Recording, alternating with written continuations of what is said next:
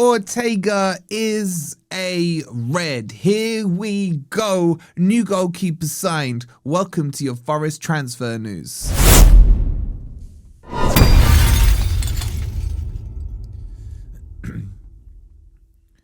Hi guys, hope you're doing well and welcome to your latest Forest transfer news. Coming up, we'll give you the details on the latest signing that Forest have purchased.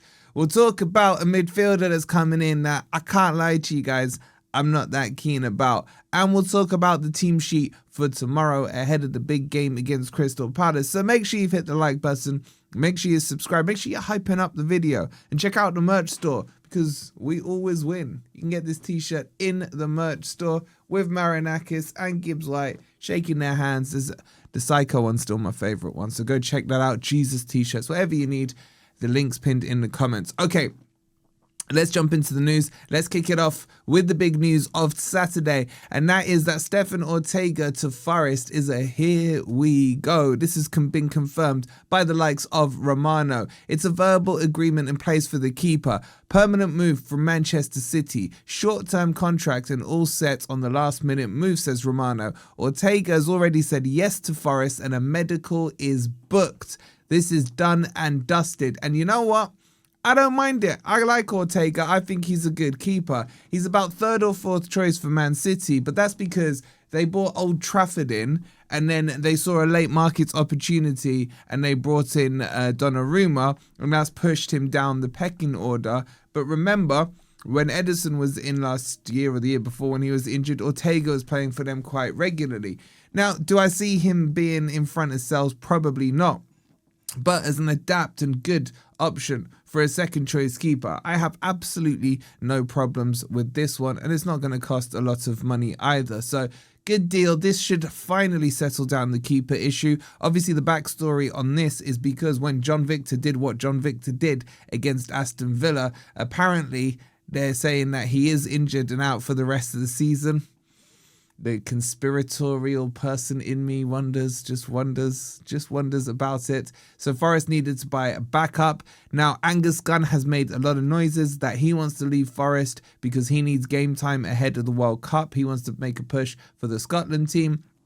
So it seems like off the back of this, we may see Angus Gunn leaving. I haven't heard any links away from him, but it would make sense if it was like something that happened last minute. Maybe he needs to drop back down to the Championship or something to get a first team shirt. But from the Forest perspective, Ortega is done and dusted. So get your thoughts in on that.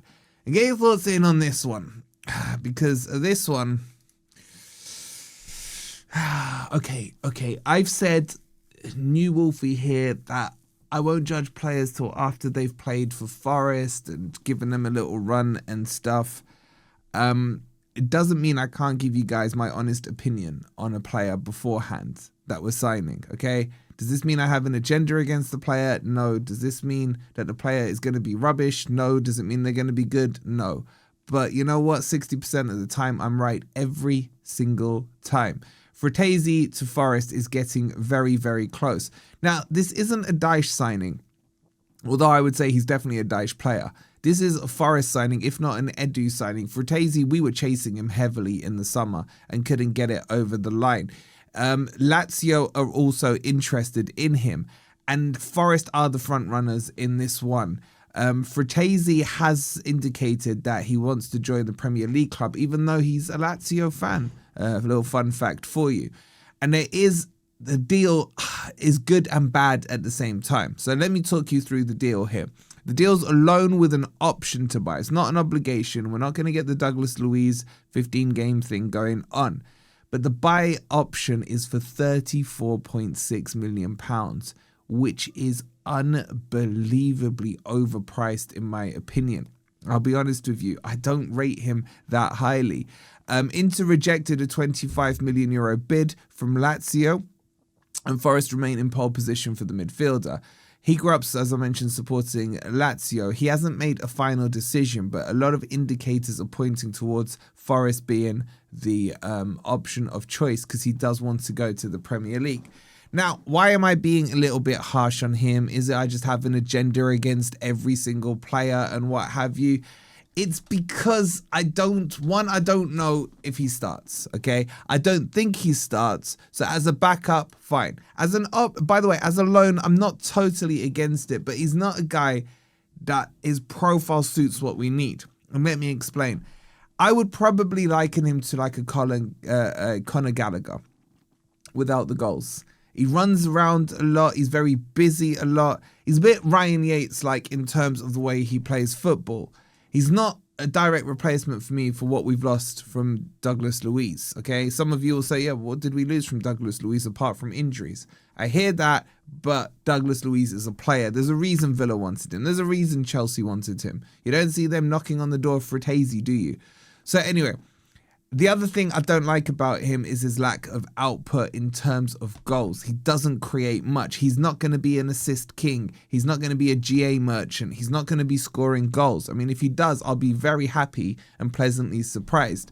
But in his time at Inter, he's played 32 games in 23-24, scored 6 goals. In total, 39 games and 5 goals. A lot of those are sub appearances. He's not a starter for Inter. I will, look, if this comes through, I'll get my intimate Mo on and we'll have a chat about him and get his thoughts on him. But I don't want to dampen this one down. As a loan, no problem. If Forest turn this into a permanent, I got problems with it. He's 26 years old, 5'10", backup, fine. That's as far as I can go with him. It's just my opinion. I'm just giving it to you honestly. Look, I don't need to be like glazing every single player Forest a link to. Do you know what I'm saying? I just rather give my honest opinion on it. But get yours in the comments as well. Okay, let's move on to what is critically important right now. And that is, of course, the game coming up tomorrow against Crystal Palace. Now, I haven't had a chance to see Sean Dyche's presser, so I don't know what he said in terms of injuries. If there's any crazy ones, please do let me know in the comments. I've had a really, really busy week, so apologies.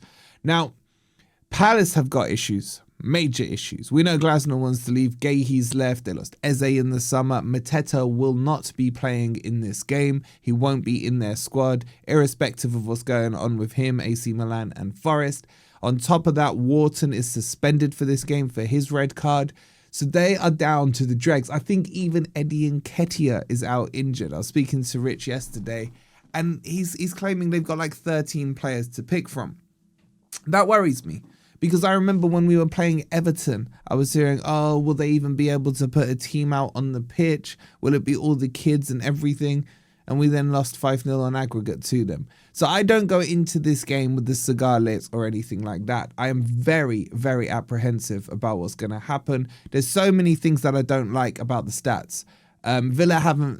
Palace haven't beaten us since 2011. Full stop. 2011.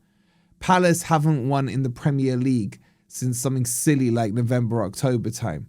They haven't won in all competitions in 13 games. Johnson, one of our own, hasn't yet scored for Palace. Do you see where I'm going with this?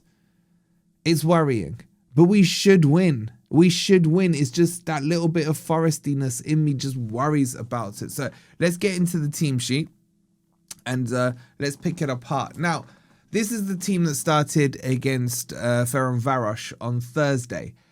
I actually like the setup, and I'm sticking with that setup. Been screaming for 4-3-3, and shock horror, we go to 4-3-3 and suddenly our midfield, and it wasn't even our first choice midfield, is able to dominate a midfield. Wow, it is crazy to imagine that was possible. Now let's redevelop this team with the big boys in there. And there are some names that do need to be dropped. So Morato obviously has to come out. Sel stays in, and then of course Murillo will come back in and partner up. Abbott, I thought, was very good, by the way, against Ferencváros. But obviously, Einar is the number one choice. But I'm not putting Einar at right back. I'm putting Nico Williams at right back. I think I might have explained it to you guys. I just think Nico Williams ends up cutting back too much on his right foot from the left-hand side. And I actually think Einar is stronger on his weaker foot than Nico Williams is. And he did a long stint for us when he first joined at left back and was absolutely fine. So that's what I'd go with the back three.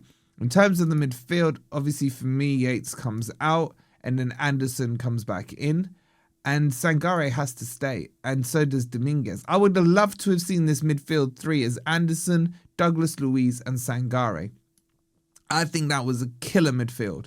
But Dominguez I've been very impressed with as well. And what I want from Dominguez is the pressing. So he would press that defensive line, getting himself forward into almost a hybrid 10 at times. But I quite like it as a flat 3.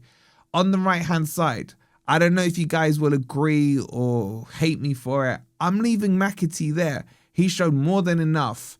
And I think now that he's had that good game, it's a good idea to keep him in there just to push him forward and lift his confidence further. Because there is a player in it. I keep saying to you guys, I wasn't angry at him. I've been disappointed in him because I know what he's got. Jesus for me has to stay. He looks red hot right now. And in this formation, it will really help him. On the left-hand side, I'm dropping Ndoye. Although he looked better against Ferencváros, I still think in the box he wasn't that great. And I'll bring Hutchinson in on that side. I really like that team.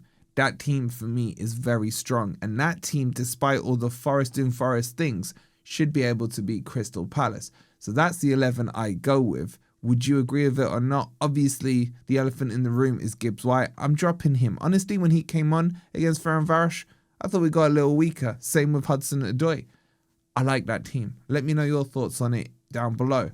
So how do I see it going? We either draw, because we always draw with Palace, or we beat them 1-0. I think it's as black and white as that. As long as Jono don't score, I think we're okay.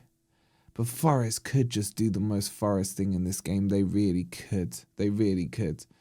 I'll stick with 1-0 to Forest with no chest though.